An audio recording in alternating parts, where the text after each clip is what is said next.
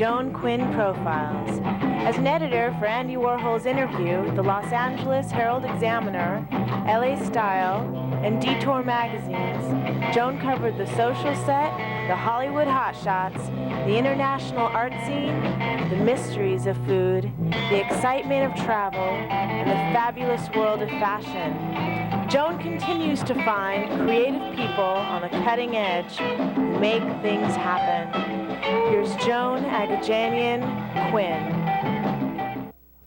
Hi, I'm Joan Quinn, and welcome to the Joan Quinn Profiles. Waiting to be profiled today is producer-director Eric Louzil and actress-author Vivian Schilling.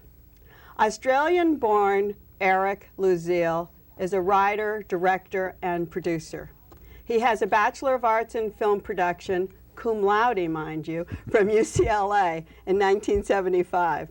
He's worked on the feature film Altered States, 1941, Beyond the Poseidon Adventure, Silent Fury, and Fatal Pursuit, just to name a few, and lots of television, counting 89 Dynasty episodes, 40 Fantasy Islands, and 50 shows for the series Duet. Is that what it was, Eric? Yeah, Duet, yeah. Mm-hmm. Just out of school, you were in Malibu shooting a beach movie.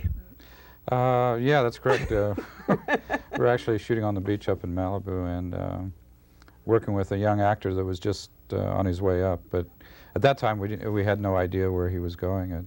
The film was called Malibu Hot Summer. Originally, the original title on it was Malibu Hot Summer, and we were casting in Hollywood, and I had a small office in Hollywood, and Kevin Costner walked in one day and said, I'm interested in getting into acting, and we had a part open, and that's how it sort of all began. You mean so we can't say you discovered the big discovery of the century, that he walked into you? Pretty much documented that's a sort of a fact in terms of it's in his biography, and it's sort of mentioned in a lot of articles. Did he have to audition for you?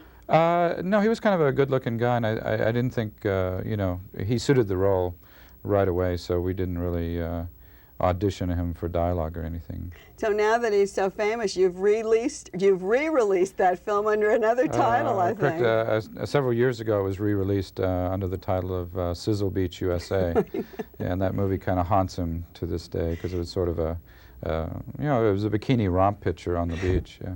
When I was working for Interview, we also used Kevin Costner as a male model because he was so good looking. We did a fashion layout. Yeah, it's funny. I saw that issue. Do you remember that? I remember that issue. Yeah. How would you go about discovering new talent? He just walked into you, but do you have to have an eye for that?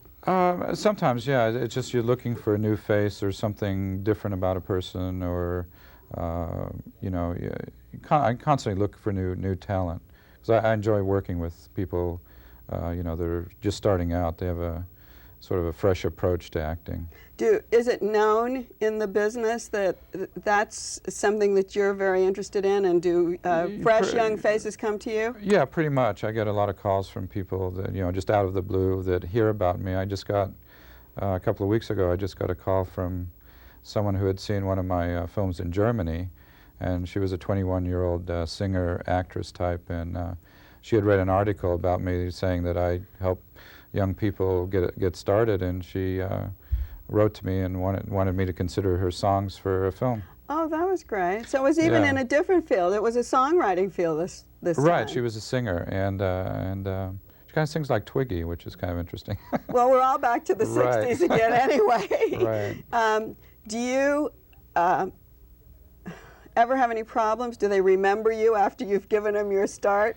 It depends on, you know, with Kevin it's a little different, I think, because he sort of went to such a high level. I mean, the last time I talked to Kevin personally would have been when he was filming No Way Out, and they held up release of that picture because they knew that he'd just been cast in The Untouchables, and they knew that Paramount was going to make him a star, so they held up release of No Way Out until after The Untouchables was released, because they knew they could come on right on the heels of the publicity machine of But Kevin had called me during No Way Out strictly to see if I'd be interested in selling Sizzle Beach, USA, and another film that we did right after that called Shadows Run Black, where Kevin plays a rape suspect. But does he want? Did he want you did he want to buy it so we could kill it? Do you think? Basically, that was the intent, to kill the film. You know, because they were both B exploitation type movies that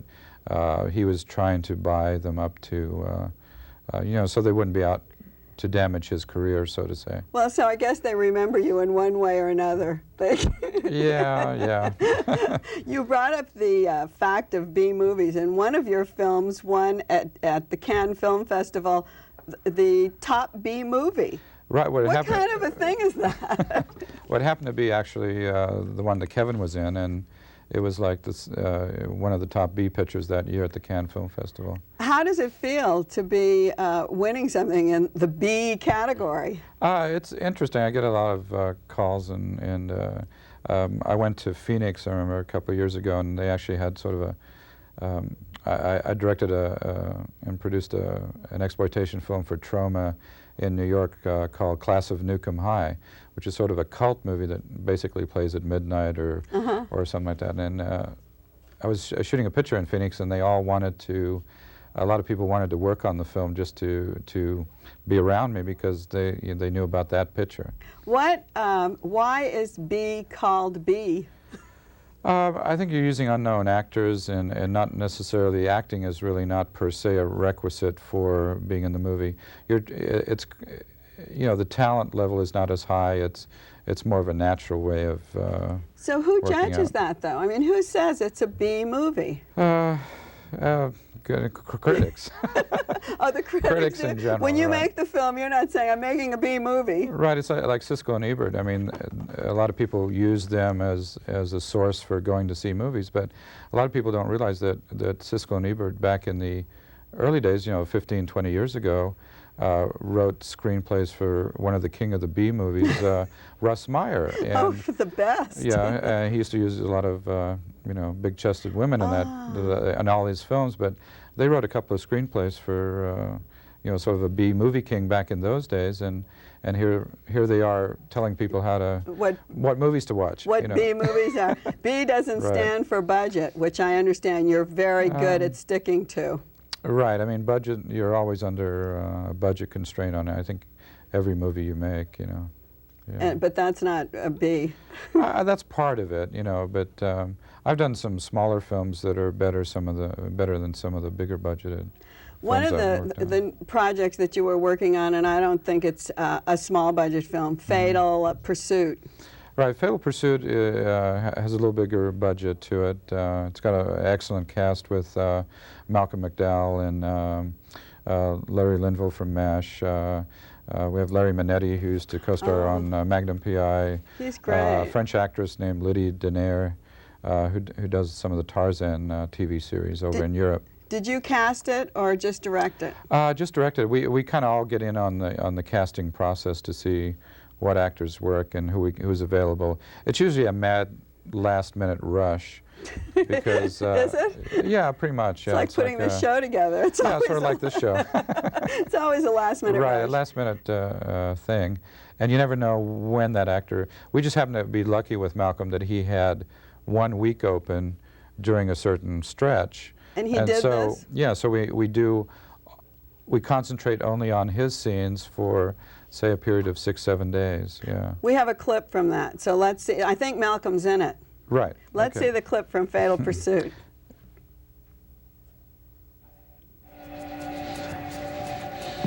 Nice to see you again, Mr. Dave. Remember?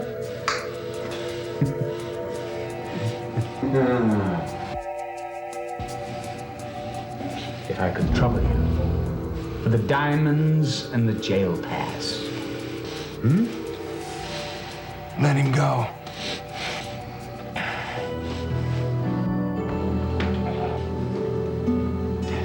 There seems to be a bit of confusion as to who's in charge here. One thing we know, it's not you!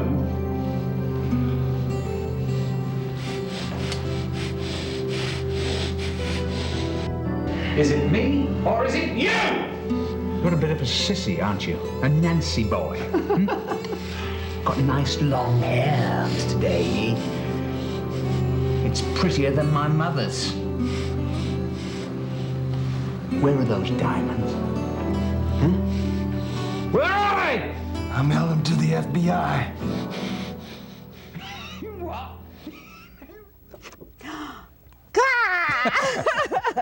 It's not funny. How do you get someone to work like that? Malcolm's an interesting actor to be around. I mean, he certainly brings a personality, a style. He's very intense most of the time. He can take banal dialogue and just make something out of it. He's always concentrating on his craft. So you don't. It doesn't take a certain thing to say, do that, and then laugh like an idiot or laugh like a crazy person. He's always working on it. He's always working how to make the material interesting. If it's not working, he'll dig in and create something out of it. Yeah. We have another project you worked on, Silent Fury. Right. And we have a clip from that. Can you set it up just a both these films were done back to back. We went right from one film to the next. It was the same company. And Silent Fury is an action-adventure film starring L.P. Brown III and Cindy Morgan, who was in Caddyshack, and Juan Fernandez. Juan Fernandez, who plays a villain to the T. And both these clips are basically a work in progress. We'll have them finished in about another week. Great. So let's see Silent Fury Yeah, this now. is a scene from Silent Fury. Okay, great.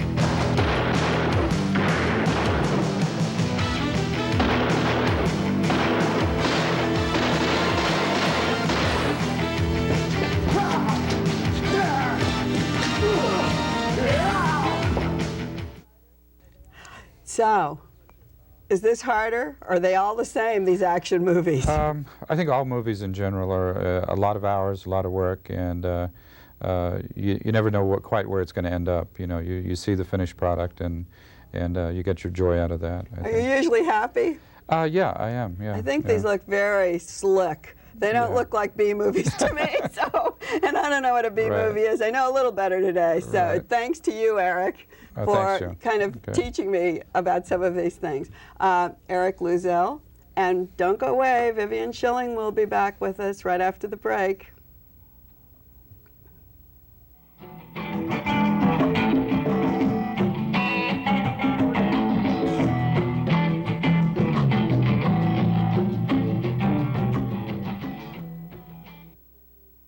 Hi, I'm Joan Quinn, and we're back with Vivian Schilling, and we're laughing about things, so just forgive us. Vivian is an award-winning screenwriter and actress who attended Wichita State University on a theater arts scholarship. As soon as she moved to LA, she worked in front of and behind the camera in both television and film. What were you doing then, Vivian? Well, I started out, I went to school at the Strasberg Institute, and I went out and I started going on auditions, and I realized that in order to take my career into my own hands, I needed to start doing the films myself, getting more involved, and approaching it from that angle as opposed to being at everybody else's disposal. And so you thought more of behind the scenes? No, both. Both. I just wanted to be very flexible. I think that's very important as an actor, especially starting out. You have to be flexible. That way you can create your own work. I read part of a story on you, and it said one thing was like you couldn't stand the auditions. Tell us about auditioning. Oh, no. I never have liked auditions. Why is that? Because it's a very unnatural thing. You're going in and you're being judged for everything, not just your acting, the way you dress, the way you talk, whether or not the person likes you, what you've done. I don't know, I've just always, it's a very brutal process, and I never have liked it, so I've done as little of it as possible. But I think, isn't that the whole part of acting, is getting out there and auditioning for everything? For some people, yes. For me, no. You don't want to do much of that. No. I'd much rather create my own stuff. When you go to the auditions, are you up against the same people all the time? Do you see faces all the time, over and over? Yeah, you do, to a certain extent. I haven't, to be honest, been on a lot of auditions lately. I simply haven't had time. But when I did go on them more frequently, yes, you do run into the same people. And who were they? Who would be your kind of a look? I didn't see too many redheads normally. Just a lot of. Usually, I got thrown in with the blondes. Would it be like the Nicole Kidman look? These redheads coming in. Yeah, but not too many. There's not a whole lot of redheads out there. So usually I got put into the blonde category. So if they'd ask for a blonde, my agent would send me out. You just go anyway. Yeah. You obviously auditioned and got several parts because you were in Monkey Zetterland. Mm-hmm. Tell us a little bit about that part. I'm going to go through a couple of things just to see what kind of work you've done. In Monkey Zetterland, I play, it's a cameo role, and I play a soap opera producer, and I give the axe to Katherine Hellman. So it was kind of fun, and she was great to work with. Moment of Passion. In a Moment of Passion, that was a fun one. Was it? You liked that one? I got to play a very bad girl, so I got to sing, and yeah, that was a lot of fun. Do you sing? No, I don't. So that's what's so wonderful about it. They put someone else's voice in there. They did? They dubbed your voice? Yes. So it was fun. You know. Did you know the person, or did they do it after you'd finished the scene? They did it afterwards. So did you ever see the person who was singing for you? No, I didn't. Isn't that funny to see yourself singing? It was great. It's great, and a lot of people see it and they think I sing. So have you taken singing lessons? No, but I would like to. It's on my to-do list. Oh, good. All right, The Legend of Wolf Mountain. That one we shot in Utah. That was fun. It was an outdoors film. Almost all my scenes were outdoors. Bo Hopkins was great to work with, really good actor, so I enjoyed that one. And then Soul Taker. Soul Taker, my baby. What is that? Soul Taker, it's a concept that I came up with about messengers of death, that they come and they take people's souls. It's not bloody or gory or anything like that, they're just messengers. Did you write it? Yes, I wrote it. I see. And I starred in it and I co-produced. Oh, so now we've gone through all the films and come back to where you've taken charge and you're doing something. Exactly. Yeah. I just enjoy that more, you know. Not that I don't enjoy, like in A Moment of Passion, I really enjoy just going and not having to worry about writing or producing or anything, just acting. So. Well, what happens when you've written it, the director tells you to do a line a certain way, you've written the material, you don't think it should be done like that, or may... Well, the thing with writing, and that I learned early on, and it's the best way, is when you write something, you're the writer. When you hand it over to a director, then I'm the actress. Oh. Then I try to approach it as an actress, and I have to put faith in the director. Otherwise, you know, I'll be second-guessing him, and you get nowhere that way. You know. So, would you say you'd really like to be more in science fiction type of movies? You just like this so much? Yeah, that seems to be what I like in my gut, what I like to write. So. And then, I don't know when you had time to write this, but you wrote Sacred Prey. When did you do that? Because it's a new book, and it's also, will it be a film? Will it be made into a movie? Well, right now I've got 7 different very huge companies wanting it. So. Oh, you do? So I guess you do. Tell us a little bit about that, and when did you write it? Sacred Prey happened in the summer of '92. I had been getting ready to film Dark World. We were doing a big sequel to Soul Taker. It was a big budget sequel. And at the last minute, the money fell through. Mm-hmm. So I thought, okay, I've got some spare time. Now's the best time. You know, I thought about going on auditions, and I thought, no, I'd rather do something that's completely within my control. And writing is. And that's when I sat down and took a stab at writing a book. And I got through it, and it's doing well. Had you written before? I just screenplays. I'd never written a novel before. You didn't have a ghostwriter do this? You just got through it? No. No ghosts? No ghosts. No, I wrote it. And I actually like writing books now more than screenplays, because in a book, You're the director. You have complete control over what your reader, thinks, feels, hears, smells, tastes, everything. The scenery. There are no budget limits. Nothing. So, oh, right. You have no budget. It's just you, isn't it? Yeah, exactly. You can do anything. So, in that respect, I found a new love. When you were writing, did you put yourself in the position of the main character?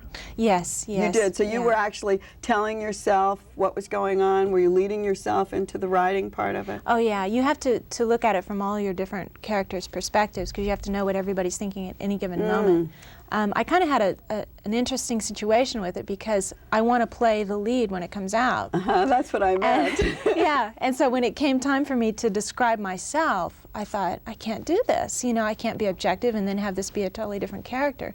So I made her physically slightly different than me, but close enough to where I could still play her. Move in. Yeah, because otherwise I never would have gotten a grasp on it. There's no way. I think that maybe led, I don't know if that led to a Future Shock, or Future Shock, the movie, led to the book. Where did Future Shock come in? Future Shock I did after the book. Oh, you did. So it's more of the science kind of fiction feeling. Yeah. Future Shock is definitely science fiction. Eric Parkinson, he came to me and he wanted to do Future Shock, which is 3 films put together. And so he wanted me to write a short film, which I have a hard time with short films. But well, why a short film? Because there were already 2 short films. He wanted to put them all together. Oh, I see. So this is how this came about. We have a clip from it. Oh, great. So you want to set it up? Just I don't know exactly where it comes into focus point. Yeah. What is happening is the woman that I play, she's very, very paranoid. She's terrified of being alone. She's just scared of anything and everything. And at the moment, she's having a dream. So we're in a dream sequence? Yes, it's a dream. Oh, good, because it looked pretty violent. We'll see Vivian Schilling in Future Shock.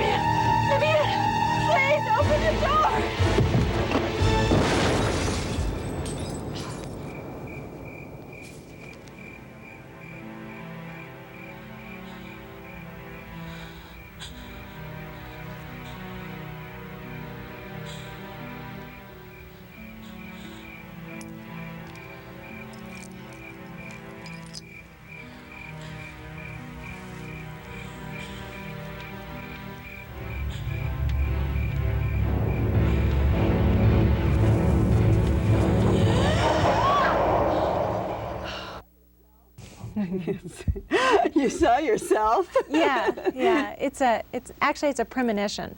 She's sleeping. She's so terrified. She's sleeping, and what you just saw ends up happening. Oh, it does Yeah, happen. she ends up outside being chased by wolves. And you got all these kind of funny looks on your face. Why was it? Oh, the glass, yes. When I walked through the door, I was barefoot and I was stepping on candy glass. And someone had said, "Don't worry about it, you can't hurt yourself." And then after I stepped on it and I got through it fine, the special effects guy said, "Did you know that you can cut yourself very badly on that glass?" Oh, so it was the shock of it all. Yeah. I think another thing that was interesting we were talking about before was the makeup on this film, because you're such a fair redhead. Yeah, That yeah. you were telling me about makeup artists coming and going. Yes, yes. Unfortunately, I had a hard time. It wasn't that I was difficult with them. It's just that I wouldn't let any of them touch me. Why? And You need makeup in a film. Oh, yes, I know you do. But for some reason, I'm very sensitive skin, and when people start pulling and yanking and putting strange things on, I break out in these weird little bumps, and but finally we got Corey Cruz, who's absolutely wonderful, and she's been with me since. So she knows what to do with your, Yes. with your very tender face. Yeah. One of the other movies you did was called Savage Land, and it's a family western. Did you have to worry about your makeup on that? No, because I had Corey. Oh, you did? Yeah. I see. She went up to Canada with me, and it was great. It was a lot of fun. She did a completely different look for me. Tell us a little bit about Savage Land. Graham Greene is in it. Yeah, Graham Greene, Corbin Burnson, Bo Svensson, Charles Napier. Are you the only Corey woman? Carrier. No, there's another woman. Oh my God, I'm having. Her name's on here. We have this. Oh, it was Charlotte Ross. Good grief, Right. Charlotte Ross. Yeah, she was in it. But it's basically it's a family film. Myself, I play a gunslinger, and Charlotte, and then two little children. We're out on a prairie, and our stagecoach gets attacked by pseudo-Indians. They're not really Indians. I see. So we have to leave. That's as much as we okay. can find out about Savage Land, but Hemdale is putting it out. Yes, in September. And we all have to go and see it. So we have a good introduction to it. And Okay, thanks, great. Vivian Thank Schilling, you. for being with us. And thanks to all of you for watching the Joan Quinn Profiles. We'll see you next time.